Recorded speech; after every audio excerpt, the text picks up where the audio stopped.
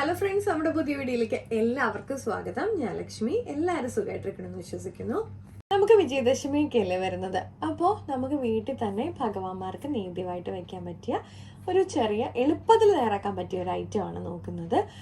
ക്ഷേത്രങ്ങളിലൊക്കെ അത് വഴിപാടായിട്ടൊക്കെ കൊടുക്കുന്നവരുണ്ടാവും. ഇതിപ്പോൾ നമ്മൾ വീട്ടിൽ തന്നെ പുസ്തകമൊക്കെ വെച്ചിട്ട് രാവിലെ ഒന്ന് വിളക്കൊക്കെ വെച്ച് തൊഴുന്ന സമയത്ത് ദേവീദേവന്മാർക്ക് നമുക്ക് ഇത് ഒരു പ്രസാദമായിട്ട് എളുപ്പം തന്നെ തയ്യാറാക്കാൻ പറ്റും. അപ്പോൾ നമുക്ക് വീഡിയോയിലേക്ക് പോവാം. അപ്പോൾ അത് തയ്യാറാക്കാനായിട്ട് ഞാനിവിടെ ചെറുപഴമാണ് എടുത്തേക്കുന്നത്. നമുക്കിനി ചെറുപഴം ഒന്ന് 4ആയിട്ടൊന്ന് അരിഞ്ഞിട്ട് കൊടുക്കാം.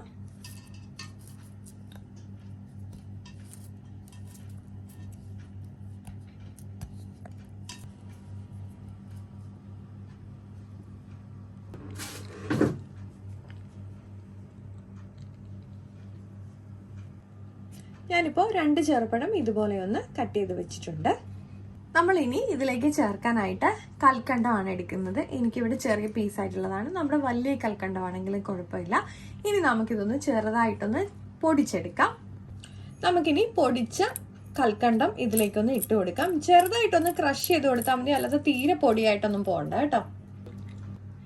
ഇതിലേക്ക് ഇനി ലേശം നെയ്യും കൂടി ഒന്ന് ഒഴിച്ചു കൊടുക്കാം.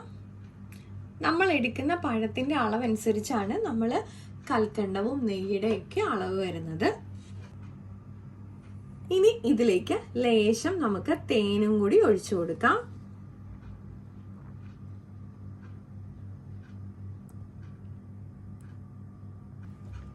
നമുക്കിനി ഇതിലേക്ക് ഒരു കുറച്ച് ഉണക്കമുന്തിരിയും കൂടെ ഒന്ന് ഇട്ട് കൊടുക്കാം.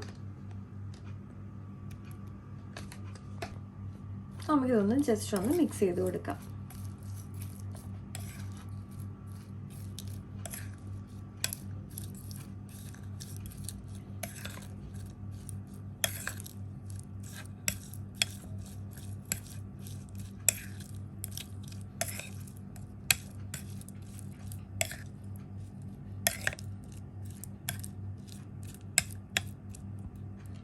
അപ്പം നമുക്ക് വളരെ എളുപ്പത്തിൽ തന്നെ നമുക്ക് മധുരം, ത്രിമധുരം എന്നാണ് ഇതിന് പറയുന്നത്.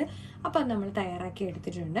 ഇനി നമുക്ക് ഇഷ്ടമുണ്ടെന്നുണ്ടെങ്കിൽ ആപ്പിളിൻ്റെ പീസസും കൂടെ വേണമെന്നുണ്ടെങ്കിൽ ഇതിൽ ആഡ് ചെയ്ത് കൊടുക്കാം. ഞാൻ സാധാരണ അത് ആഡ് ചെയ്യാറില്ല. നമ്മൾ ക്ഷേത്രങ്ങളിലൊന്നും അങ്ങനെ ചെയ്യാറില്ല.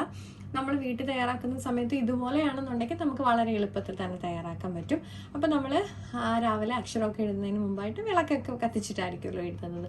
അപ്പോൾ ആ സമയത്ത് ഇതുപോലെ ഒരു നേദ്യം വയ്ക്കുകയും കൂടെ ചെയ്യുവാണെന്നുണ്ടെങ്കിൽ നമുക്ക് അക്ഷരം എഴുതിയതിന് ശേഷം നമ്മുടെ കുട്ടികൾക്കും ഇത് 1 സ്പൂൺ വീതം കൊടുക്കാൻ പറ്റും. അപ്പോൾ എല്ലാവരും ഇതൊന്ന് ട്രൈ ചെയ്ത് നോക്കണേ. അപ്പോൾ എല്ലാവർക്കും ഹൃദയം നിറഞ്ഞ വിജയദശമി ആശംസകളും നേരുന്നു. മറ്റൊരു വീഡിയോയിൽ കാണും വരെ നന്ദി, നമസ്കാരം.